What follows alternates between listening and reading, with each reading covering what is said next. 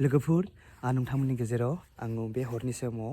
जे मोनसे आपडेट लाना फैदों जे नोंथांमोना बयबो मिथिगासिनो जे 17 तारिखआव जे बागुरुम्बा बा वर्ल्ड रेकर्ड जे मोसानाय दिन्थिनाय जागोन नालाय जे बेवहाय जे जाय बिथांमोना जे बाहागो लाहैगोन बा बिथांमोना जे गाबोननि दिनाव जे सब जायगायावनो माने डिस्ट्रिक्टफोराव जे फोरोंनाय प्रेक्टिस सानथामनि हाबाफारि जागोन नालाय जानिखि दाखालिबाव जे जोबदों माने मैया जोबदों आरोना मैया जोबदोंमोन नालाय जे जानिखि मास्टार ट्रेनार जे फोरोंनाया जे सानथामनि हाबाफारि लानाय जादोंमोन नालाय जे बेयो जोबदोंमोन जे बिथांमोना जे जानिखि डिस्ट्रिक्टआव जे बिथांमोना बेवहाय जे माबोरै बेयाव मोसानो नांगोन बेफोर आयदा बा बेखौ बिथांमोना फोरोंगोन जे बेनिखायनो नोंथांमोना रावबो एबसेन्ट जानाङा जे नोंथांमोना जे एबसेन्ट जायोब्ला जे बेयावहाय नोंथांमोना बाहागो मोनाबो जानो हागौ बेनिखायनो नोंथांमोना एसेबां खस्थ' खालामनानै बा प्रेक्टिस खालामगासिनो दङमोन बेनिखायनो गाबोननि दिनाव नोंथांमोना रावबो एबसेन्ट जानाङा बेनिखायनो नोंथांमोननि गेजेराव आं बे मेसेजखौ लाबोनाय जाबाय बेजोंनो लोगोसे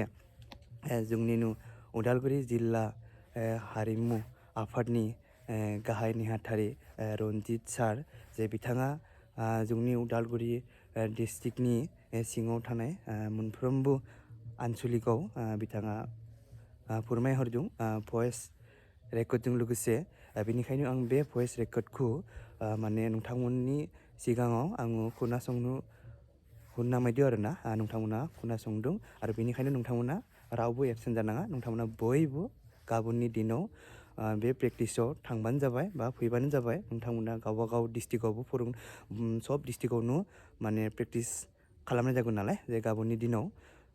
बेनिखायनो नोंथांमोना बयबो थांनानै सोलोंबानो जाबाय माबायदि खालामनांगोन दायो नोंथांमोना जोंनि उदालगुरि जिल्लानि हारिमु आफादनि गाहाय नेहाथारि रनजित सारा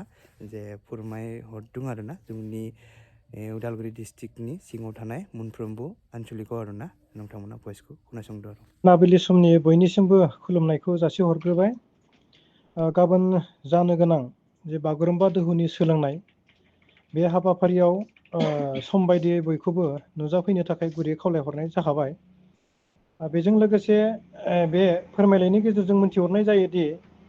बे मोनफ्रोमबो दख'रा आफादनि जाय दैदेनगिरि बिथांमोना साफ्रोमबो दख'रानि सिङाव थानाय दामजु दामगिरि लोगोसे मोसाखावरि बिथांमोनखौ ग्रुपाव मेसेज हगारनायजों लोगोसे साफ्रोमखौबो गावबा गाव इन्डिभिजुवेल फन खालामनानै जाहाथे गाबोननि हाबाफारियाव एबसेन्ट जायालासे जाहाथे बाहागो लानो खावलायहरो मानोना गाबोननि समाव जाय बिथांमोना एबसेन्ट जागोन बियो बै जाय गुवाहाटीयाव जानो गोनां हाबाफारियाव बिथांमोना केन्सेल जानाय जागोन आरो बे हाबाफारिखौ आखायावहाय दायित्व लानानै खामानि मावदों जोंहा उदालगुरि जिल्लानि जे डिसि सार बिथांमोननि दैदेननायावनो बे हाबाफारिखौ लागोन मानोना गभमेन्टनि आखायाव थांनाय लोगो लोगोनो बे हाबाफारिया जों हारिमु आफादनि आखायाव गैलिया बेखायनो साफ्रोमबो खस्थ'यै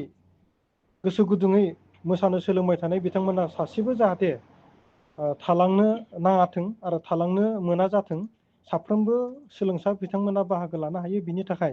इन्डिभिजुवेलि फन खालामहरनांगोन आरो गावबा गाव लोगोफोरखौ मोजाङै खबर होलायनांगोन बिनि थाखाय गुरै खावलायबाय आरो साफ्रोमबो आखायावहाय गावबा गावनि आइडि कार्ड बा आधार कार्ड बा भटार कार्डखौ लोगोसे लाबोफानो थाखाय गुरै खावलायदों मानोना गाबोन फुंनि समाव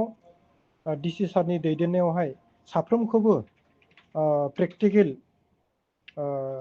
भेरिफाइ खालामनाय जागोन जे बिथांमोना नंमारगौना नंमारा बिनि थाखाय साफ्रोमबो सम बायदियै फैजोबनो थाखाय गुरै खावलायदों आरो सोरबाफोर गोजानाव दङब्ला खबर हरलायनानै जाहाथे गाबोननि समाव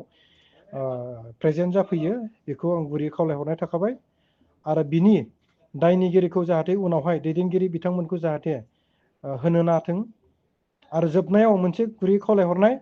जिखिनि बिथांमोननि आधार कार्ड बा एकाउन्ट नाम्बार मिस्टेक जानानै दङ बेखौ गोबां खस्थ' खालामनायनि गेजेरजोंब्लाबो सानथामनि खस्थ' खालामनायनि गेजेरजों बेखौ कारेक्सन खालामगासिनो दङ आरो खालामनाया जोब्बाय बिनि गेजेरावहाय फाइनाल PDF खौ जोङो होफिननाय जागोन जों गामिनि समाव नायफिननानै जाहाथे बिथांमोना गावबा गावनि कारेक्सन जादोंना जायाखै आरो गोरोन्थि दंबावो नामा बेखौ जाहाथे मोजाङै नायफिननानै जाहाथे जोंनिसिम रिप्लाइ होयो बा आसि दिन्थिनानै जोंनो फोरमायहरो बेखौ गुरै खावलायहरनाय थाखाबाय। गोजोन्थों।